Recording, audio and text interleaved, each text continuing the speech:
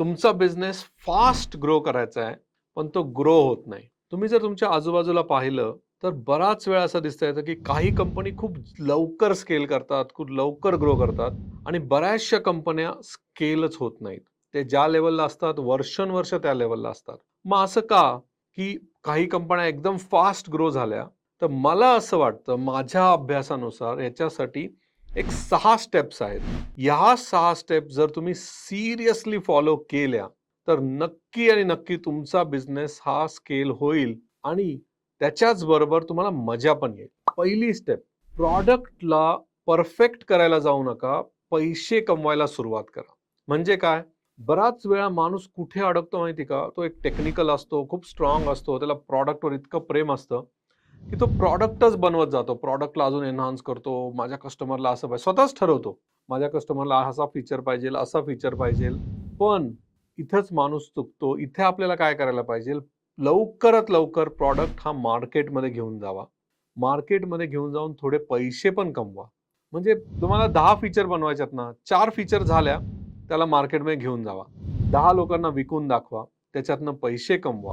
पण पैसे कमवण्यापेक्षा सगळ्यात महत्त्वाची गोष्ट, त्या 10 लोकांकडनं रिअल फीडबॅक घ्या, की नक्की हा तुम्हाला प्रॉडक्ट आवडला का?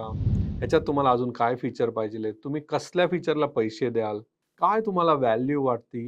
हे घ्या आणि मग प्रॉडक्ट बिल्ड करा.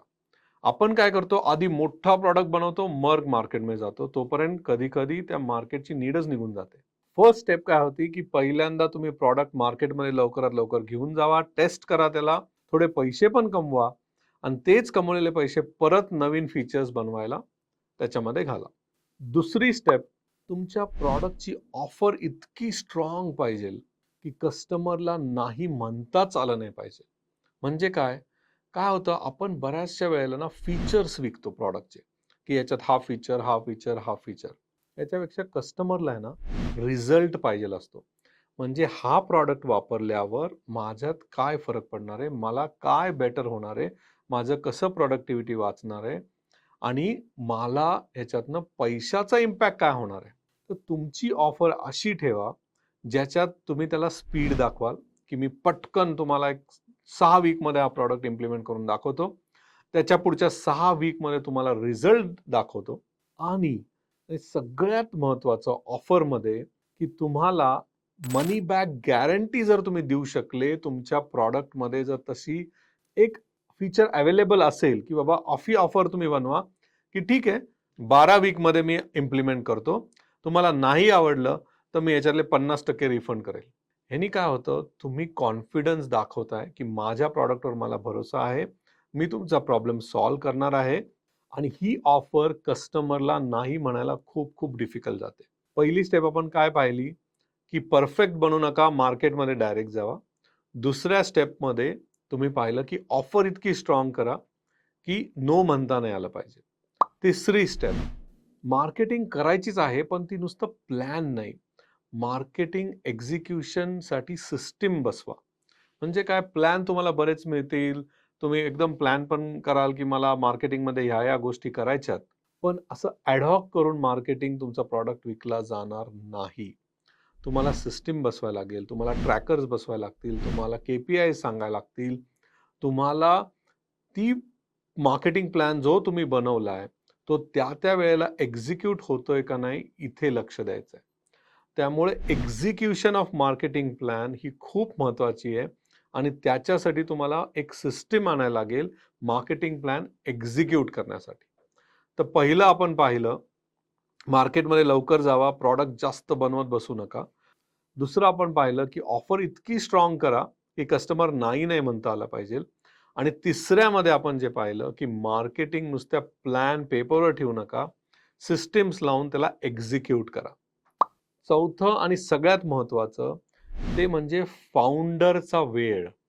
फाउंडरचा वेळ खूप खूप महत्त्वाचा आहे. डेली तुम्हाला स्वतःला विचारायचं आहे संध्याकाळी, मी आज जो वेळ दिला कस्टमरसाठी असू किंवा माझ्या टीमसाठी असू, तो वर्थ होता का? म्हणजे खूप फंडामेंटल गोष्ट आहे. लेट्स से तुम्हाला असं वाटतं, की मी आज एक मीटिंगला गेलो आणि त्या मीटिंगसाठी मी 4 तास घालवले आणि ते 4 तास वर्थ होते का?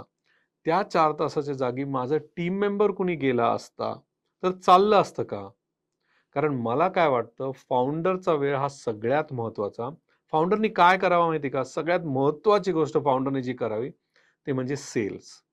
दुसरं म्हणजे स्ट्रॅटेजिक मीटिंग्स, लोकांना भेटणं. तिसरं शांतपणे आपल्या कंपनीचा विचार करणं, की काय पुढे काय करायचंय मला, काय नाही करायचंय, कॉम्पिटिशनला जाऊन भेटणं, इव्हेंट्समध्ये जाणं, सेल्स करणं. याच्यात वेळ फाउंडरनी घातला पाहिजे. डे टू डे ऑपरेशन्स याच्यासाठी वगैरे सगळ्या टीम तुम्ही नेमली पाहिजे. हा चौथा मुद्दा झाला. 5वा मुद्दा तो म्हणजे प्रत्येक बिझनेसमध्ये लक्षात घ्या, तुम्ही जेव्हा स्केल करता ना, प्रत्येक बिझनेसमध्ये एक कन्स्ट्रेंट असतो, एक बॉटलनेक असते. म्हणजे मी तुम्हाला सांगतो. लेट्स से तुम्ही आता ठरवलं माझी 20 लोकांची कंपनी आणि मला ती 100 करायची. तुम्ही ठरवलं माझ्या 1 कोटीवरनं मला 5 कोटीवर न्यायची लेट्स से, राइट? तुम्हाला विचार करायचा आहे, या 1 कोटीवरनं 5 नेण्यासाठी असा काय एक प्रॉब्लेम आहे, जो मला ते नेऊन देत नाही. त्याला कन्स्ट्रेंट थिअरी म्हणतात. आणि त्या कन्स्ट्रेंट थिअरीमध्ये 1 नंबरला खूप महत्त्व आहे. म्हणजे तुम्हालाच ठरवायचंय, की बाबा मला 1 कोटीवरून 5 कोटी जाण्यासाठी मला पैसे लागतील. म्हणजे कॅश हा तुमचा प्रॉब्लेम आहे. किंवा मला सिस्टम बसवायला लागेल कंपनीत, तो तुमचा प्रॉब्लेम आहे. तुम्हीच आयडेंटिफाय करा. किंवा मला चांगले टीम मेंबर्स लागतील, मला सेल्स टीम लागेल, व्हॉटएव्हर इट इज. तो एक प्रॉब्लेम घ्या, त्याला सॉल्व्ह करा पुढच्या 3 महिने. तो प्रॉब्लेम सॉल्व्ह झाला, दुसरा कन्स्ट्रेंट घ्या. तो प्रॉब्लेम सॉल्व्ह झाला, तिसरा. असाच फाउंडरनी एक बॉटलनेक, एक कन्स्ट्रेंट सोडवण्यात वेळ घालवायचा. तेव्हा ती कंपनी स्केल होते. आता शेवटचा स्टेप याच्यामध्ये ती म्हणजे तुम्हाला कंपनीमध्ये सिस्टीम लावणं खूप जरुरी आहे. सिस्टीम म्हणजे काय? की तुम्हाला राइट टीम मेंबर्स पाहिजे. सगळ्या प्रोसेसेस तुमच्या डिफाईन पाहिजे. सगळे तुमचे प्राइस लेट्स से तुम्हाला एखाद्याला प्रपोजल द्यायचंय. कायम ते फाउंडरकडनं यायला पाहिजे. अरे, मी याला किती रेट लावू? तुमच्या टीमला तुम्ही एम्पॉवर करा. सांगा, ह्या 4 स्टेप्स आहेत. असा कस्टमर असेल तर एवढे रुपये, असा असेल तर एवढे रुपये, असा असेल तर एवढे रुपये. तुमच्या एम्प्लॉयीला एम्पॉवर करा, की प्रपोजल तूच सबमिट कर बाबा, डील तूच क्लोज कर. जेवढा आणि जेवढा फाउंडर सिस्टीम लावेल, तेवढा आणि तेवढा तो फ्री होईल आणि तेवढा तो त्या स्ट्रॅटेजिक सेल्समध्ये वेळ देईल आणि त्यांनीच कंपनी ग्रो होईल. अशा या 6 स्टेप्स तुम्ही इम्प्लिमेंट करून बघा. बघा तुमची कंपनी ग्रो होते.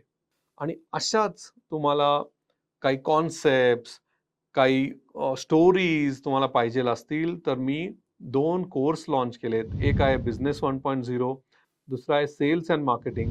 या दोघांची लिंक मी डिस्क्रिप्शनमध्ये दिली आहे. पण त्याच्या आधी माझ्या चॅनलला सबस्क्राईब करायला विसरू नका.